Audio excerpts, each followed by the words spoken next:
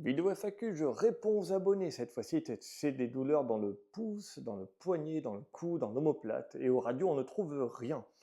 Eh bien, c'est sûrement une névralgie cervico-brachiale. Donc, je te décrypte ça. Dans le pouce, et c'est sûrement les douleurs de cou, C5. Névralgie cervico-brachiale, C5. Ça correspond aussi à pouce et cou. Si tu as mal dans ces deux-là, tu as mal aussi souvent à l'épaule, en général. Ça va ensemble avec la racine C5.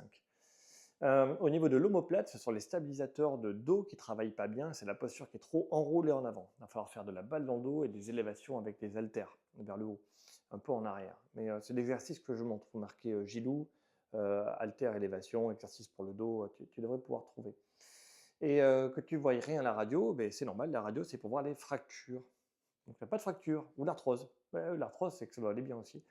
Pour voir quelque chose de spécifique au niveau du thorax, en général, on voit rien. C'est la qualité des muscles et la posture qui fait ça, ça se voit pas, même pas à l'IRM. Et si c'est une névralgie, il faut regarder le cou en fait. Et donc c'est l'IRM du cou qui permet d'avoir une idée. L'échographie non plus ne sert à rien dans ce cas-là. Après, le seul truc, c'est le poignet. Le poignet, ça peut être autre chose. Ça dépend où est-ce que tu as mal dans le poignet. Donc ça peut être par exemple parce que tu travailles trop comme ça ou trop comme ça. Ça va être plutôt en tendance vers un canal carpien. Donc tu auras des fourmis dans toute la main par contre, pas que au poignet. Si tu as mal qu'au poignet, là comme ça, je ne sais pas te dire. Peut-être un début de canal carpien, c'est ce qui est le plus probable. Mais dis-moi un peu plus, je te répondrai.